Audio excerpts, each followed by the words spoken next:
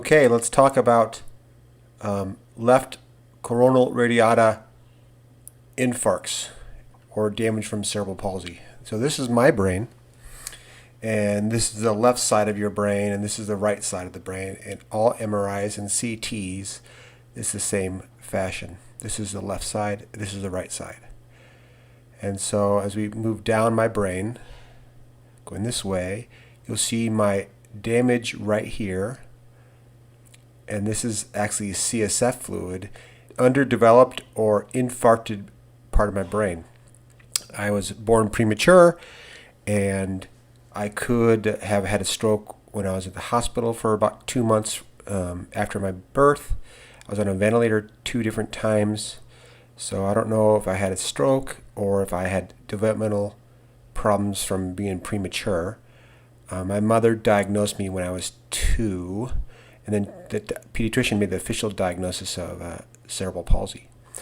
The symptoms of a left coronal radiata stroke are right-sided weakness and right arm weakness, right leg weakness, and right face weakness. And you can see right here is a track down into the ventricle. The lateral ventricles right here, and this is the thalamus, and this is the lateral ventricles, and right here and here. And so you can see my damages on the left side.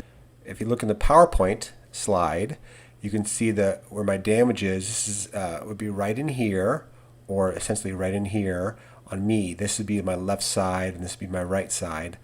So my damage, or the left coronal radiata on this MRI, is damaged right here. Okay, and these are tracts that come down off the cortex. They are white matter tracts that come down off the cortex, the cells, your motor strip, and travel down into your brain, into your brainstem, down into your spinal cord to move the right side of my body.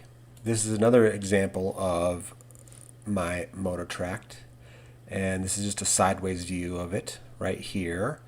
And then in my MRI, you can see the exact damage on here.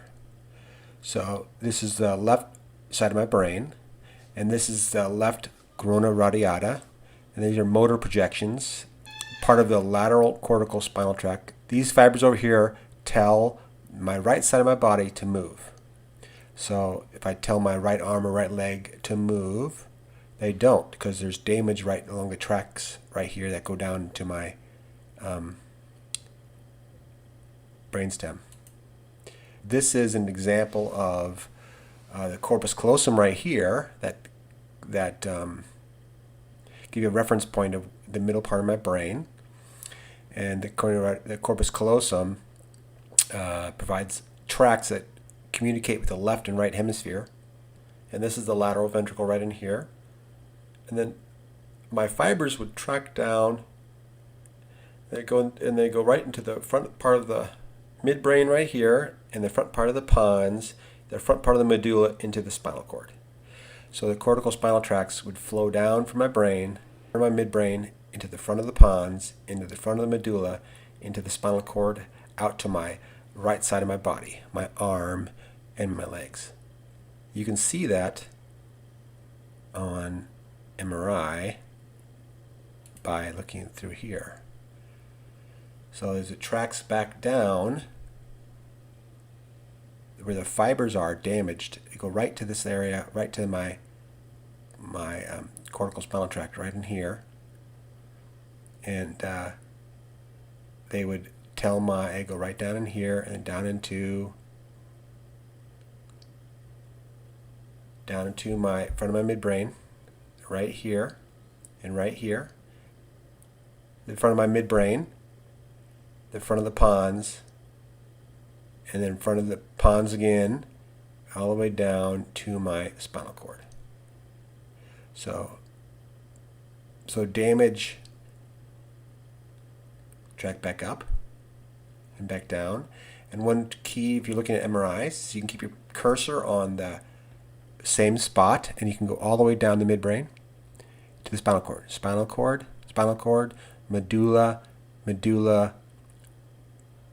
the pons, pons, upper pons, midbrain, midbrain, top of midbrain and thalamus right here, cortical spinal tract right here. This is the genu of the cortical spinal tract, the bend of it, up into my corona radiata, where my damage is happening on my left side of my brain that affect my right side. Now, the symptoms of this damage are, for me, cluttering speech. I have a speech pattern that's a little bit dysregular. My right upper body is weak. I grew up with this, so my arm became contracted because of my tone. When I was 7 years old, they did surgery on my right leg, so they lengthened my legs so I could walk on both of my feet in a normal fashion. I have impaired fine and gross motor coordination, and the technical term for my hand is called fractionation. I can't use my fingers well together, and they just basically are a gross grasp. They just hold things. I can't really brush my teeth. I really can't comb my hair. Right lower body weakness. I have hemiplegic gait, which I just kind of lift and rotate my leg into a circumduction pattern. And then I have a right foot drop. When I walk, my foot will drag on the ground a little bit and my shoe wears out. What I don't have is I don't have aphasia, so that means I don't have an impaired ability to understand and express language. I have no visual impairments. I have no sensory deficits. My sensory center is not damaged. I don't have any intellectual impairments. My frontal lobe was not damaged. And I have no lethargy. I'm not tired. Part of my brainstem wasn't damaged. So I'm going to go back and look at that one more time.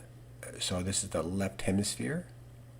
Tracking back down, you can see the motor strip right here. This is the hand knob where my hand works, and this is the motor strip, and this is the sensory strip. This is the parietal lobe here. Track down, and this is where my corona radiata would be, tracking down to the area which causes damage. And you can see that my frontal lobe is well developed, and the midbrain and the the pons, and the pons, this is all well developed. It's just basically isolated to my right side of my body. I hope you enjoyed this little small lecture, and we'll do more short lectures as the days and months go forward.